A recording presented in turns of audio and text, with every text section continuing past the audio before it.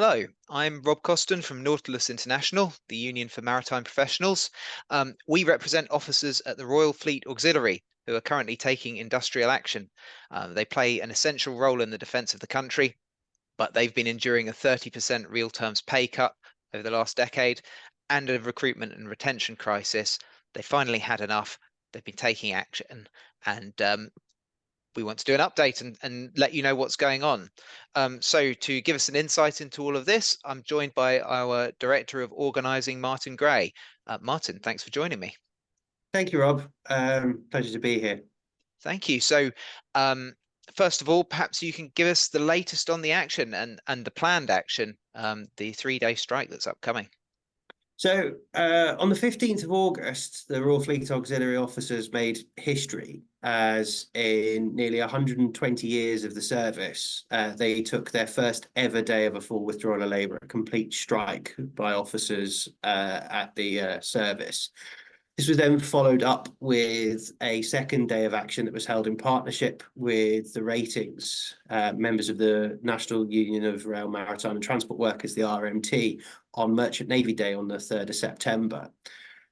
It's become apparent, however, that despite what we've been assured are the very active interests of the Ministry of Defence and the Royal Navy, both campaigning to have a resolution and a mandate to be able to present to both maritime trade unions to resolve the dispute, the Treasury is yet to issue such a mandate for the negotiations.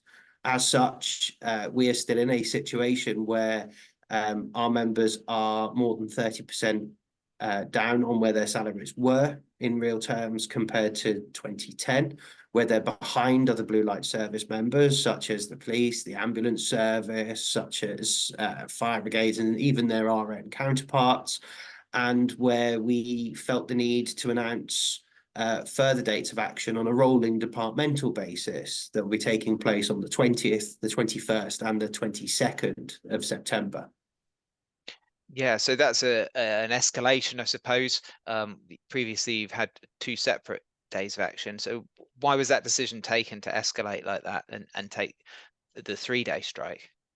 It seems apparent that from starting off with industrial action on the 1st of June, which was action short of a strike, a work to rule, as it were, with members at RFA fulfilling their contractual obligations and very little else beyond that. What we saw from that was that created pressure on the service. We were approached and granted exemptions for humanitarian aid relief operations that are ongoing in Gaza and for strategic national defence and security. But with those exemptions in place, there was no real incentive for government to be able to come to the table and present an offer, as it was still able to fulfil critical key tasking.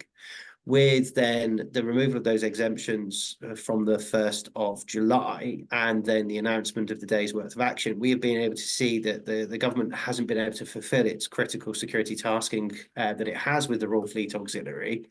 And what we've seen is those single days that have taken place on the 15th of August and again on the 3rd of September have had an impact. But in order to truly demonstrate to the people that are empowered to make a decision about coming to the table with an offer for those that we're representing, we need to obviously make them aware of just the criticality with which this dispute needs to be dealt with. So rolling departmental 3 days of action, as well as the RMT's further 3 days of action coming through on the 23rd, 24th and 25th of September, has the potential to have RFA vessels not being able to put to sea for the best part of a week, which would really have such a strong and significant impact. Yeah, so going back to those earlier days of action, I know we have legal rules that bind us about the size of picket lines, but we also had a lot of members turning out to support them as well, and to be there as a kind of protest without being officially part of a picket. So what has attendance been like, and what's the atmosphere like among those RFA members at this point? The atmosphere on the pickets and demonstrations is good-natured. They do not want to be in this position. There is a lot of anger directed towards their employer, the Ministry of Defence.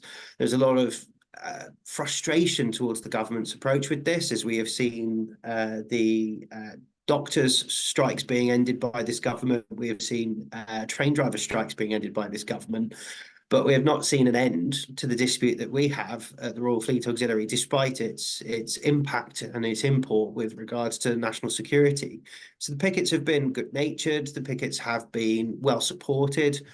We've held demonstrations separate to the pickets in order to deal with the restrictive elements of the legislation. On both 15th of August and 3rd of September, the demonstrations have been very, very well attended by those available to come, very well supported by members of the general public who have certainly made their support known to those that are at the demonstrations through making noise, through coming over, through speaking, through saying that they are very supportive and understanding of the situation that they're in.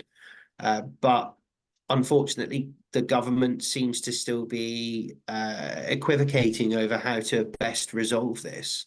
And this is an issue of critical, urgent import to be solved. Once this issue is solved, it can then move on to the greater challenge that exists there of recruitment and retention crisis. This is a service that is operating significantly this is a service that is operating significantly over capacity for the number of maritime professionals it employs. It is down on the numbers that it should have to support there. It is up on the number of vessels that it is capable of operating. It has responsibility and remit for 11 ships.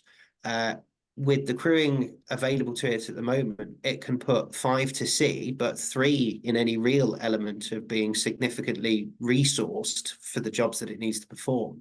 So this is the situation we find ourselves in. It is a service that has been pulled on its knees by years of government ignorance, of government failure, of members being asked to do forever more with fewer people on less money and less pay for years at a time. And it hit a crisis point last year when the members were just not able to take any more of the increase in workload and the real terms reduction in salary.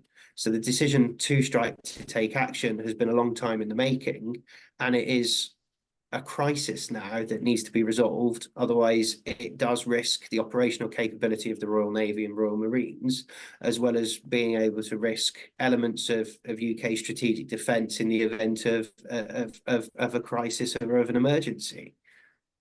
It's some of those statistics and facts about what's happened to the RFA are really shocking. Of course, they also cover the human story of our members and others working at the RFA who have been enduring stress and overwork for years and years. And it's amazing that the government hasn't already taken action to address this years ago. You know, they haven't seen this coming. So that said, I know ongoing negotiations are always sensitive. Is there anything you can sort of share about the messages coming from government at this point and any prospect of resolving the dispute? We're fairly sure that both the Ministry of Defence and the Royal Navy itself are aware of the issues and challenges. What we are struggling to understand is why their awareness isn't translating into the awareness of Treasury, of Cabinet Office, in being able to deliver a solution to the dispute. Because the assurances, the warm words, the understanding that we've had shared amongst many meetings that we've had with Royal Navy and with Ministry of Defence representatives, if they are actually being upfront and honest about the circumstances in which they're explaining the situation, I can't see a reality as to why Treasury and Cabinet Office haven't already dealt with this and haven't already presented a mandate forward. There seems to be a disconnect somewhere between the realities that's being experienced by our members in the Royal Fleet Auxiliary of overworked, underpaid and undervalued, compared to the story that seems to be being presented with Treasury, because the only way in which Treasury can continue to attempt to kick this can further down the road is if it doesn't fully understand the criticality of the situation that the RFA is in and its vital role in support of the Royal Navy. We're looking at a scenario next year where the UK is planning a joint deployment with our NATO partners in putting an aircraft carrier to sea for exercise and for patrol obligations, where it's going to be supported by NATO partner countries in terms of refueling and resupply. That sounds like a great good news piece for international cooperation and for working together with NATO allies and partners. But the reality of that is the RFA is simply not in a position where it could support an aircraft carrier going to sea by itself. We are depending upon the kindness and on our NATO partners to be able to deliver strategic key UK defence activities. And that seems to be a fact that is escaping those that are in power and capable of influencing and exerting the right pressure on resolving this. There is a crisis, or there is a crisis, but there is also a tendency within this crisis that has been allowed to develop to try to make it look like the crisis doesn't exist. There needs to be an admission that this is a serious situation that requires a very serious resolution as soon as possible.